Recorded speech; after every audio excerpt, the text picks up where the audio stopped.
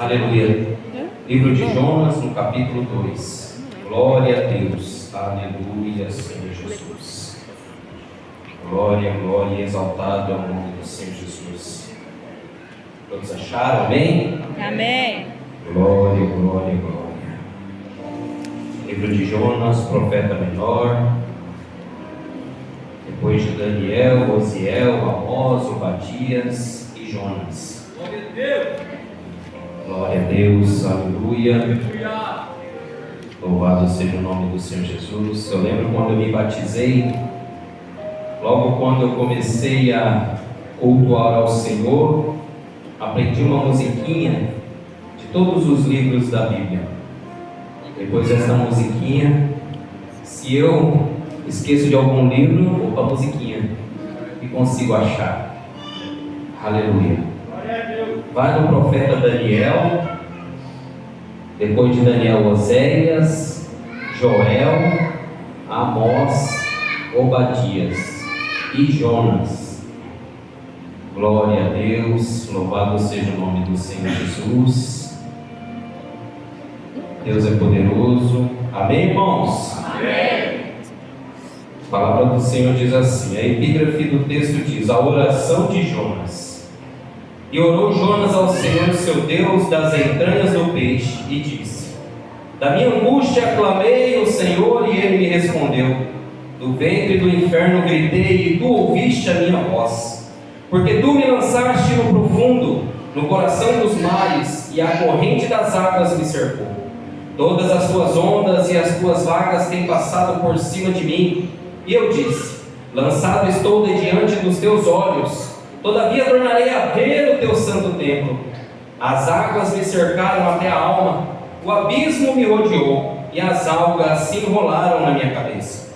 Eu desci até os fundamentos dos montes, a terra me encerrou para sempre com seus ferrolhos, mas tu fizeste subir a minha vida da perdição, ó Senhor meu Deus. Quando desfaleci em mim a minha alma, lembrei-me do Senhor e entrou a ti a minha oração no teu santo templo. Os que observam as falsas vaidades deixam a sua misericórdia, mas eu te oferecerei sacrifício com a voz do agradecimento. O que votei, pagarei.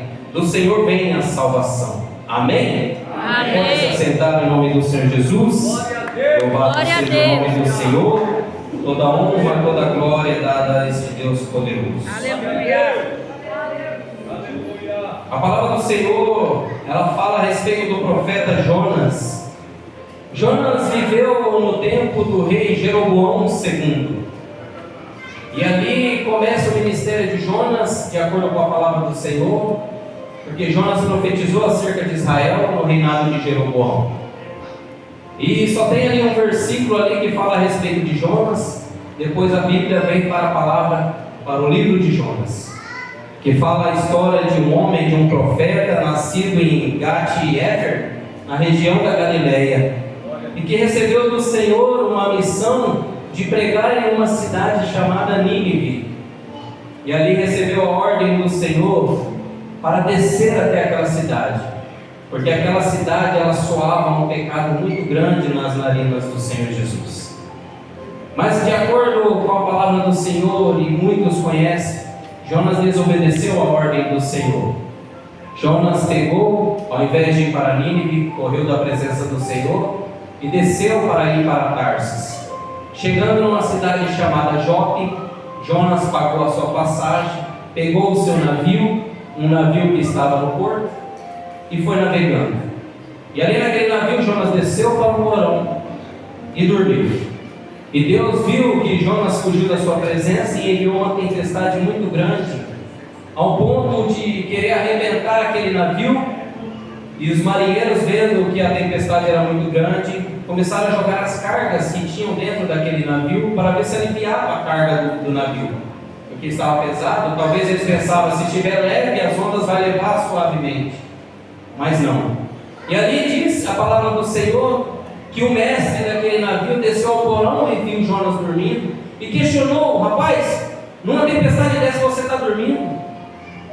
E os marinheiros ali oravam aos seus deuses para que parasse aquela tempestade. O marinheiro ali, o mestre, falou para Jonas: ei, ora para o seu Deus para ver se essa tempestade acaba. E eles lançaram sortes, a palavra do Senhor diz, para ver de quem que era a culpa de estar acontecendo aquilo. E eles lançando sortes, a sorte caiu sobre Jonas. E ali questionaram Jonas: de onde você é, cara? De que religião você é? O que você está fazendo aqui? Por que veio sobre nós esse castigo? Porque ele sabia por que vinha aquele castigo, porque Jonas tinha contado para ele. E eles perguntaram para Jonas: o que faremos para que essa tempestade acalme? E Jonas falou: me lance no mar, me joga para fora. Se eu sou o peso deste navio, me joga para fora. E eles temeram, por causa que Jonas servia ao Deus Todo-Poderoso. Eles temeram ao Senhor e oraram a Deus: Senhor, que esse castigo não venha sobre nós, de estarmos lançando um servo seu na água. E lançaram. Mas o que me chama a atenção aqui é a desobediência de Jonas. A palavra que eu venho trazer, ela se resume em 4 partes: a desobediência, a humilhação e o arrependimento de Jonas, a restauração da cidade de Nínive e a misericórdia do Senhor em nossas vidas. Aqui no capítulo 1, me chama a atenção que Jonas, ao fugir da presença do Senhor, ele desceu para Jope, para o porto. E do porto de Jope, Jonas desceu para o navio. Do navio, Jonas desceu para o porão. E do porão, Jonas desceu para o ventre da baleia. E desceu para os profundos fundamentos do oceano. E aqui a palavra do Senhor, ela vem dizer para nós que cada vez que desobedecemos uma ordem do Senhor, a tendência é só descer. Descer, descer e descer. Cada vez que desobedecemos uma ordem do Senhor, a tendência é ruína, desespero, amargura de alma e maldições para a nossa vida.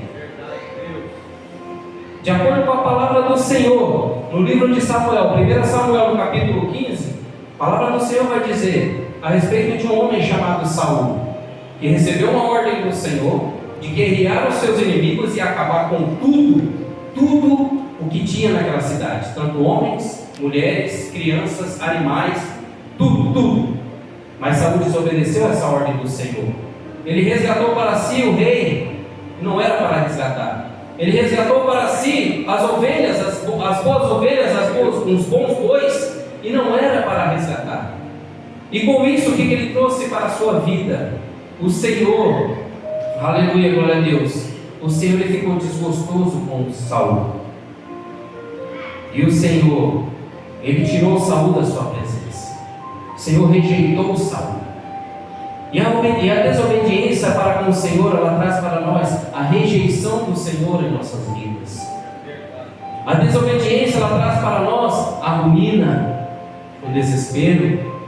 Outro exemplo que eu tenho para trazer para a igreja está lá em Números, no capítulo 20. Moisés, capítulo 20, verso 8. Moisés recebeu uma ordem para o Senhor, porque ele estava numa região de seca, não tinha água. E o povo ali murmurando, como aqueles que já leu a palavra do Senhor, sabe o quanto Israel, o povo de Deus, murmurava depois que saiu do Egito. E Deus fala para Moisés: ei, fala com a rocha, cara, não vem comigo, fala com a rocha, ela vai dar água para vocês. E ali aquele povo ficava tão atormentando Moisés, e Moisés, ao invés de falar com a rocha, bateu na rocha, ou seja, desobedeceu uma ordem do Senhor. E Moisés trouxe para si o bloqueio da bênção do Senhor para a sua vida. O Senhor tinha prometido para Moisés que iria tirar o povo de Israel para levar para a terra prometida. Ou seja, o Senhor prometeu que Moisés ia para a terra prometida, mas por causa da desobediência de Moisés, o Senhor bloqueou essa promessa. Para dizer que o Senhor não foi tão ruim, ele falou: vou deixar só você ver o que você perdeu por causa da sua desobediência. Aleluia. Desobediência traz para nós o bloqueio das bênçãos do Senhor para as nossas vidas. Às vezes o Senhor tem uma promessa preparada para você, mas por causa da sua desobediência você adia uma promessa que o Senhor tem para a sua vida. Tem aquela canção que fala: não morrerei enquanto as promessas do Senhor não se cumprem. Mentira de Satanás. Porque aquele que desobedece, ele morre sem receber a promessa do Senhor, sim. Aleluia, glória a Deus. Tem o terceiro exemplo que eu tenho para trazer para a igreja também, que a desobediência, o caminho longe dos caminhos do Senhor, traz para nós destruição. Destruição familiar, destruição da nossa vida.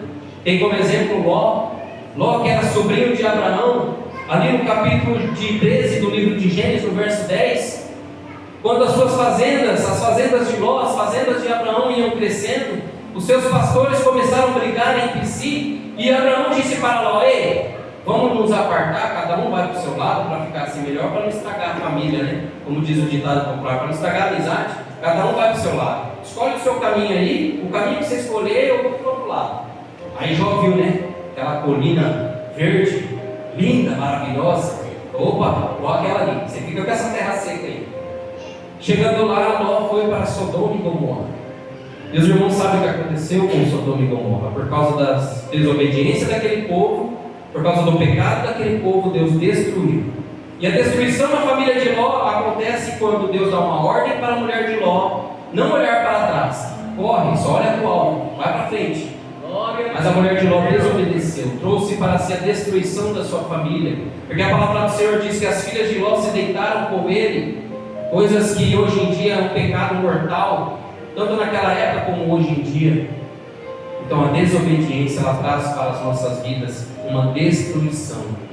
A desobediência, ela traz para as nossas vidas o bloqueio do Senhor, das promessas do Senhor para a nossa vida. A desobediência é um pecado contra Deus. O castigo da desobediência é a morte e a separação de Deus.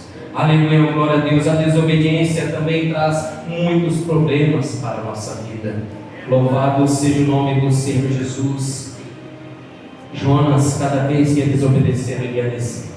Ele ia descer. Ele ia descer. Mas eu quero falar para a igreja que a obediência, ela traz o amor, ela traz a restauração, ela traz o refrigério do Espírito Santo para as nossas vidas. Só Jesus para nos trazer de volta a presença do Senhor, se assim nos humilharmos, se assim nos prostrarmos diante do Senhor, o nosso Deus. Aleluia, glória a Deus. Aleluia. E aqui no capítulo 2, como lemos a igreja, Jonas faz uma oração ao Senhor. Porque depois da desobediência, o Senhor manda ali, depois que ele é jogado para o mar, Deus manda ali uma baleia, um peixe. A palavra do Senhor não diz baleia, diz um peixe grande, não se sabe ao certo o que é. E esse peixe ele engole Jonas e leva para o mais profundo abismo que existe, ao ponto de Jonas dizer que ele estava no ventre do inferno, que as algas enrolavam em suas cabeças. Ele foi no mais profundo. A desobediência levou ele para o mais profundo abismo.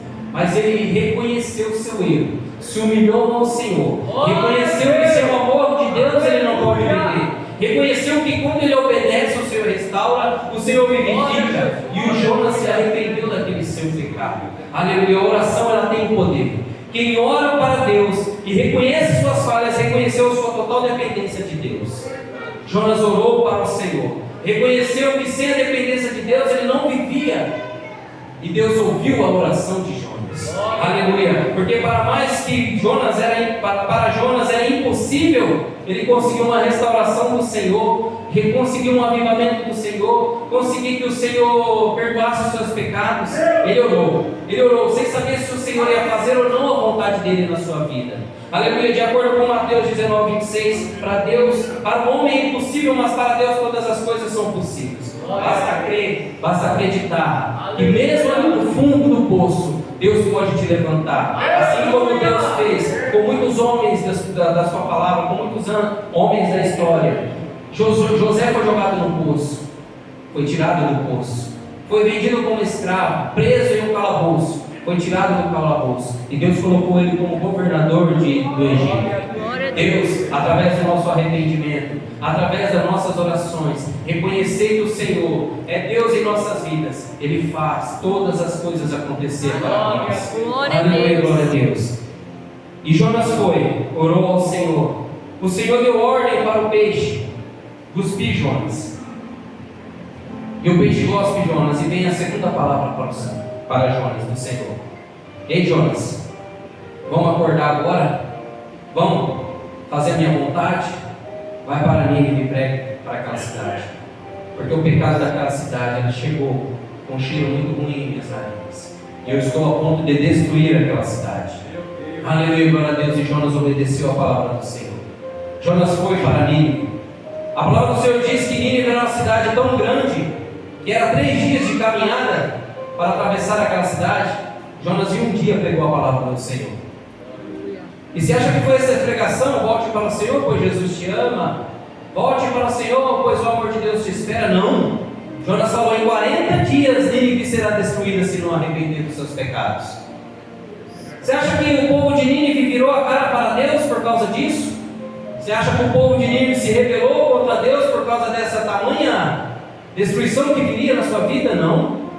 Eles reconheceram que eles estavam errados, proclamaram um jejum em toda aquela cidade. E não era só homens e mulheres não, crianças e animais também jejuaram. E o rei, sabendo disso, tirou as suas vestes reais e colocou um saco, pano de saco em seu corpo, e se prostrou em cinzas para adorar aquele Deus. E a palavra do Senhor diz que eles se arrependeram do tamanho do pecado que eles estavam cometendo para com Deus, que Deus ele teve compaixão daquele povo. A misericórdia de Deus ela veio sobre aquele povo, e Deus ele se arrependeu de destruir aquela cidade. Glória a Deus, aleluia. E a palavra do Senhor diz, olha como é as coisas, irmãos. A palavra do Senhor diz que Jonas ele pregou para aquela cidade, disse que Deus destruiria aquela cidade. E Deus viu que aqueles povos de Nínive se arrependeram dos seus maus caminhos. Deus teve misericórdia, mas Jonas se revoltou. É um bicho de 7 cabeças. Jonas se revoltou porque ele pregou a cidade, Deus deu livramento, e ele se revoltou porque Deus não destruiu. A palavra do Senhor diz que ele vai para uma montanha, senta para assistir de camarote a destruição, e Deus não destruiu a cidade. E ele se revolta com Deus. E Deus falou: peraí, por que você está se revoltado? Eu falei para você pregar a palavra, você pregou a palavra, o povo se arrependeu, eu tive misericórdia do povo, e você não está contente com isso por causa das 120 mil almas? E Jonas foi astuto, falou: não estou contente não. E a palavra do Senhor diz que Jonas ele se deitou para descansar. Deus faz uma arvoreira crescer para fazer sombra em Jonas, e ali Jonas se sente o homão de Deus. E na noite Deus manda um verme para matar aquela arvoreira. No dia seguinte o sol pega e queima a cabeça de Jonas ao ponto dele desmaiar. Ele ficou revoltado com Deus. Ficou revoltado: por que você matou essa planta? Estava tão gostoso essa sombra? Só faltou a aguinha fresca, água de coco? Ué, Senhor, eu estou pregando a tua palavra, está mamão com açúcar, por que veio essa aprovação na minha vida? Senhor, eu estou pregando a sua palavra, por que eu estou passando dificuldade? Por que as finanças da minha casa estão por água abaixo? Por que os meus filhos estão se rebelando? Por que a minha esposa está nervosa? Por que meu marido está nervoso? É a aprovação de Deus para a sua vida. Aleluia, glória a Deus. Às vezes vem provações para a nossa vida que é de Deus, e às vezes não. Se for de Deus, clame para Deus te dar força para superar. Se não for, repreende em nome de Jesus, quer errar. Glória a Deus. Aleluia, glória a Deus. E Jonas se revoltou por causa daquela arvoreira. E a palavra do Senhor diz que Deus falou para ele: por que você revoltou por causa de uma planta? Ele faz tudo de novo: me revoltei. Eu estava no bem bom, eu estava pregando a sua palavra no bem bom, você me tirou do peixe, eu fiz a sua vontade, e agora você me faz passar por isso? Aí Deus já dá aquela chamada nele: você tem misericórdia de uma planta que num dia nasce e no outro dia cresce, e não tem misericórdia de 120 mil almas, e não sabe discernir nem sua mão direita da esquerda, não sabe discernir o que é o bem e o que é o mal? Aleluia, glória a Deus. E Deus só acaba com essa pergunta. Aleluia, glória a Deus. Ele falou assim: você vai ter compaixão dessa planta, e eu não hei de ter compaixão de Nínive, que não sabe discernir a sua mão direita da esquerda, além de muitos animais? Glória a Deus. Irmãos, eu não retiro a ira de Jonas. Não retiro. Ele pecou, mas eu não retiro, sabe por quê? Porque a palavra do Senhor diz que Nínive era a capital da Síria. A Síria naquela época ela era inimiga de Israel. Muitos cristãos hoje em dia não têm a capacidade de pregar para o seu inimigo. Jesus fala para nós orar pelos nossos amigos e para os nossos inimigos também. Nem que seja para mandar bem para longe, mas nós temos que orar. E Jonas ali teve uma revolta porque era inimigo de Deus. Mas você vai salvar o inimigo de Israel? Mas Jonas não sabia que Nínive, a Síria, hoje é o Iraque, Iraque é das partes dos árabes, e os árabes faz parte de Ismael, filho de Abraão. Então é o povo de Deus também. Só não é o povo da promessa, mas é o povo de Deus. Então Deus teve compaixão daquele povo de Nínive. Glória a Deus, aleluia. Aleluia. E Jonas, ele fez a vontade do Senhor. Jonas, ele cumpriu o propósito. Se rebelou, mas ele cumpriu o propósito. E Deus teve misericórdia daquela vida. Às vezes, para nós, fazer a vontade de Deus é doída. Fazer a vontade de Deus requer um preço. Fazer a vontade de Deus, passamos por provações. A preguiça chega, o desânimo chega, a falta de compromisso chega. Mas temos que ser fortes em fazer a vontade de Deus. Aleluia. Glória a Deus. Irmãos, eu sou um cara tão tímido que eu mal sabia que eu ia pegar o microfone e cantar para pessoas. Mal sabia que eu ia pegar o microfone e falar para pessoas. Eu não tinha capacidade de falar Deus abençoe para uma pessoa. Hoje em dia minha esposa falou: amor, com o passar do tempo eu não estou mais te reconhecendo. Depois que você começou a trabalhar com o público, você está mais educado, você está mais isso, mais aquilo. É o Senhor que vai nos capacitando. Glória a Deus. É o Senhor que vai nos capacitando para cada dia mais fazer a vontade dele. Glória a Deus, aleluia. Tem uma ministração de uma música, se chama Adorador, da Valesca Maísa. E nessa adoração, o esposo dela, o pastor Sidney, ele faz uma participação.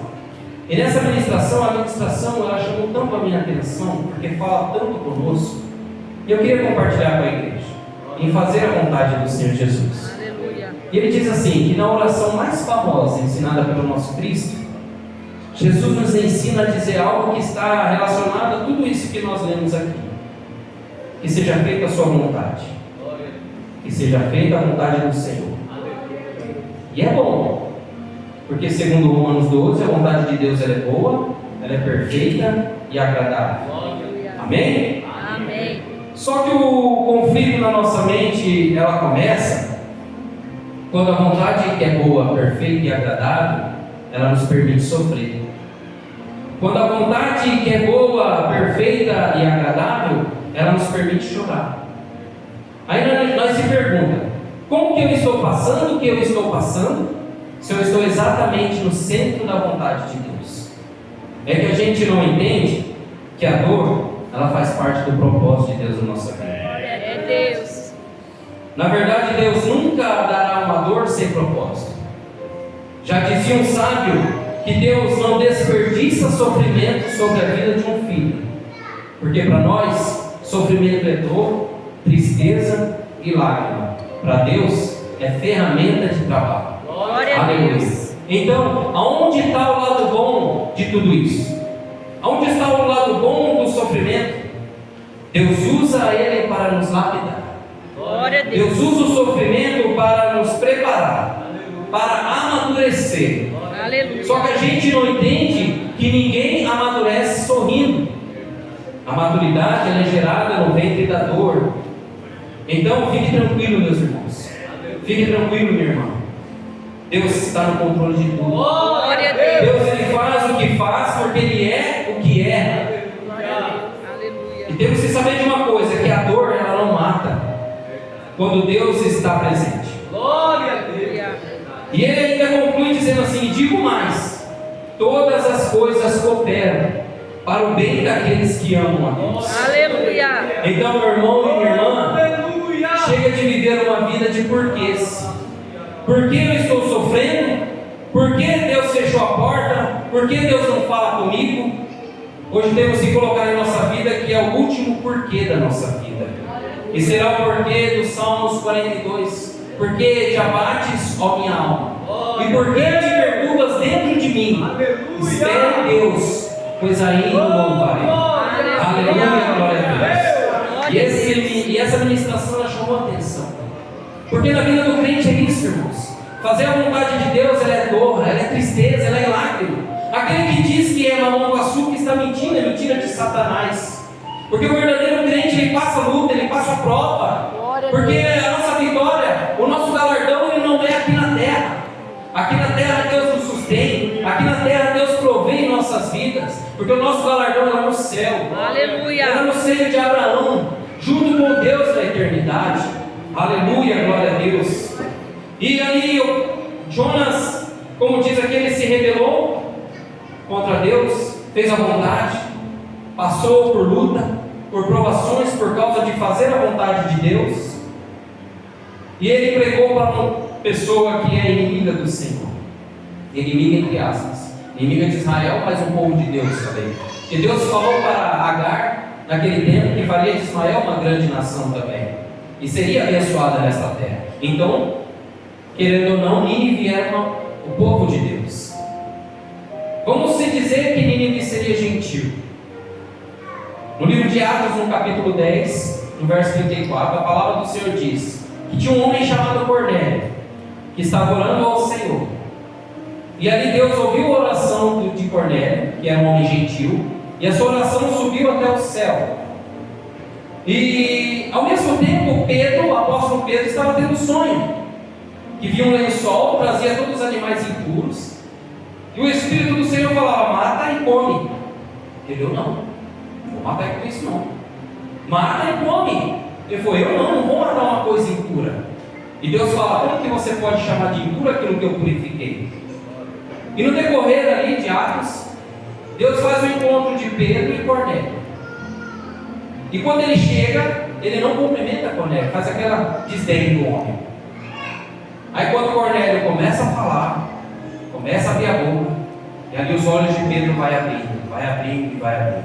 E Deus vai mostrando o mistério dele na terra. Aleluia, glória a Deus. E ali Pedro coloca a sã consciência: opa, peraí, Deus ele não faz acepção de pessoas. Então você não acha que você é crente, está na igreja adorando e exaltando, e o lado de fora não é ninguém. Deus ele é alguém para Deus. A alma dele vale muito para Deus. Então não podemos ser como Jonas, fugir da presença de Deus. Nós temos que pregar a palavra. Porque a cada vez que nós nos desobedecemos à vontade de Deus, a tendência é descer. Descer para Jope, descer para o navio, descer para o porão e acabar no fundo do mar. Então temos que nos levantar na presença do Senhor e fazer a vontade do Senhor por aqui. Bate a preguiça, bate desânimo, faça a vontade do Senhor. Prepare-te, porque a palavra do Senhor diz que o obreiro bem preparado ele tem que estar instruído na palavra, tem que estar ali de prontidão para exercer aquilo que Deus colocou no seu coração. Então não desfaça de uma pessoa que está na rua necessitando de uma palavra. Mesmo que você fale: Jesus te ama, você plantou, amanhã Apolo vai regar e Deus dará o crescimento na vida dessa pessoa. E para finalizar, eu tenho uma passagem que eu compartilhei ontem nos meus status e me chamou a atenção. Diz assim: Deus não precisa de nada vindo de você. Quando Ele te chama para servi-lo, não é para preencher uma necessidade, mas para te oferecer um privilégio. O privilégio de servir ao Senhor. Aleluia. O privilégio de estar na presença do Senhor. Fazer a vontade do Senhor. Doa quem doer, machuque ou não machuque, façamos a vontade do Senhor. Aleluia. Porque a palavra do Senhor diz que se na provação adorarmos o nome do Senhor Jesus, nos humilharmos aos pés do Senhor, Ele nos exaltará. Amém? Amém. Glória a Deus, essa é a palavra que o Senhor colocou no meu coração. A igreja aplaude o nome do Senhor. Glória a Deus.